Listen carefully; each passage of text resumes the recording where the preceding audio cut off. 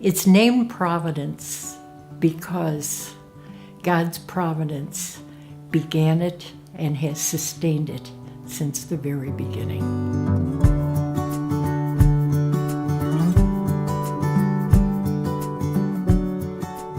I learned so much from Hope, and Hope reveals herself slowly. I learned how to be kind. I learned how to be understanding. I learned patience. I don't think you can meet Hope and spend 5 seconds in her presence and not really see this divine energy about her. You know, some people know of God, some people know about God. She knows God, and God knows her. I'm convinced of that. Anybody that spent time around her saw that they could make a positive impact on someone in need. I first met her as a sophomore at St. Joseph Academy. One of the things that I remember her teaching us was that we all had the ability to make a positive change in the world.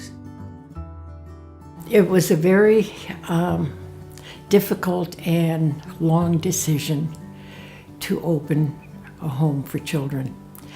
Why was I thinking of something else when I was enjoying so much what I was doing? We came to the conclusion that this is what I was called to do. Sister Hope came along, and what she wanted to do in this little tiny house was to have a place for children to be safe. My favorite memory was when she called and said, "Now, Jane, this is really just what we should do. You tell me what to do." And, the thing about her is she had so much confidence in me. And I'm like, am I going to be able to do this? She's like, well, of course. Just put it together. I'll do it. We'll do it. It'll be done. That's how it is. At that time, I was living on West 44th with 4 other sisters, and a house became available 3 doors down from our house. The rent was $200 a month. Now, at that time, I had no money. I didn't have a bank account, and I had never, ever written a check. So let's open a house for children, $200 a month rent. I told a friend what I wanted to do. Well, she took it upon herself to tell her pastor, St. Thomas the Apostle Church in Sheffield Lake.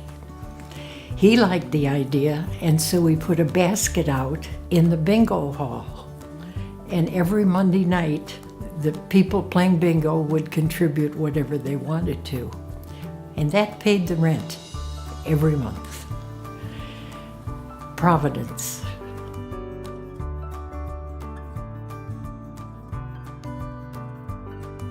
She saw this problem and knew you had to get these kids into some loving environment out of a bad situation.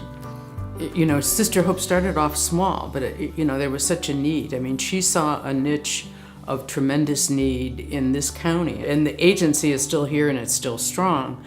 Agencies that don't have a need eventually go out of business. You just know that either she's anointed or something, that you're sitting with somebody very, very, very special, who's very humble about what she does. Her humility is incredible when you think about what she has done for the city, what she's done for the city's children. I mean, she saved 8,000 children's lives.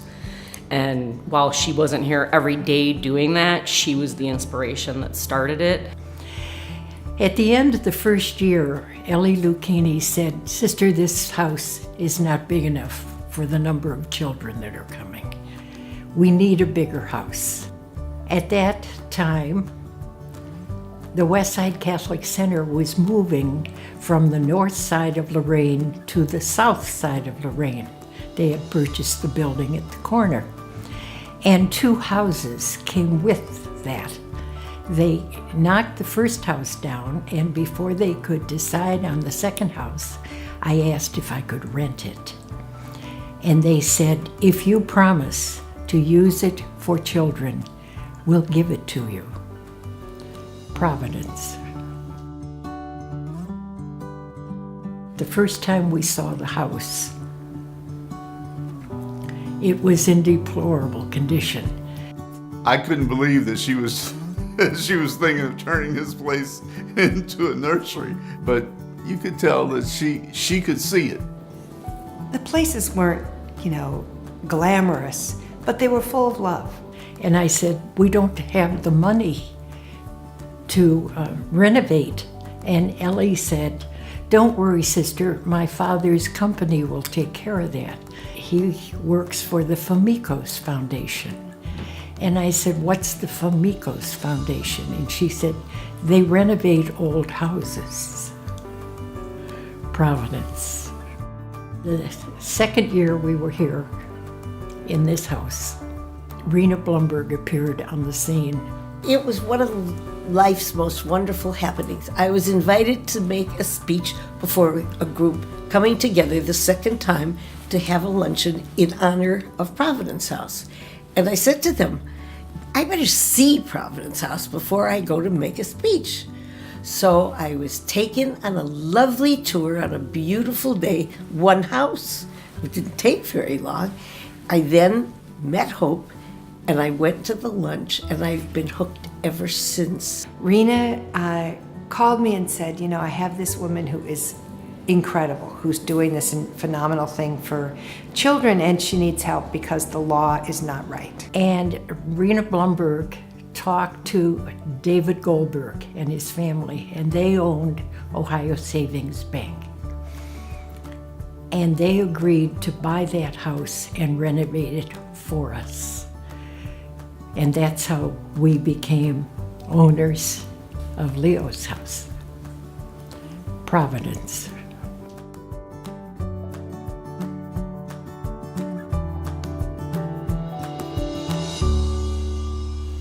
Now try to tell me God didn't want this house. One of my favorite things is when I go visit her in her apartment, she has 2 photos of children. One is the little girl that she met that really prompted her to open Providence House, and the other is the first little boy who ever lived here. And they're still on her wall in her living room. I think probably the most important word to describe Sister Hope is loving. She has an extraordinary love for the children, for their mothers, for their whole families. I can't believe, though, that even Hope could have imagined all of this. The way Hope and Natalie run this place. No value judgments, kindness and loving. I mean, look at what she's created. I mean, it's just really a marvelous story. I said she has a quiet charisma. You can't say no to Sister Hope. She will not let you say no to her. And I think that's part of her success. And I would be in meetings with her, and she just commanded the room. Everybody listened and respected Sister Hope. She's a visionary, and she's a trailblazer. And every time I say Hope, I think of Hope, and it's no accident that that's her name. She is the personification of hope. Look what you've done. It's 37 years later. That's the main message. Love the children as you would love your own family. One of my favorite stories that Hope tells is the first grant check she ever got for, it was like $200 or something, and she thought, oh my gosh, I'll never need money again. And then she got a bill for $250, and she kind of looked up and said, God, you are pretty funny. Like, where do you think I'm gonna get this other $50? But she did, and here we are 37 years later, and even in the darkest days when I wonder how we're gonna make it through the next recession or funding challenges, and she says, honey, it's Providence, it will come. Sister Hope, happy birthday, happy anniversary, and can't wait to celebrate with you. I would sing to you, but it would make you cry. Good luck to you, sister, and God bless you. Happy birthday, Hope, I love you. Happy birthday, Sister Hope. Sister Hope, happy birthday. Happy birthday, happy Jubilee. Thank you for your faith, your love, and your spirit. Happy birthday, Hope. You have made 90 look like 60. We all want to say we love you.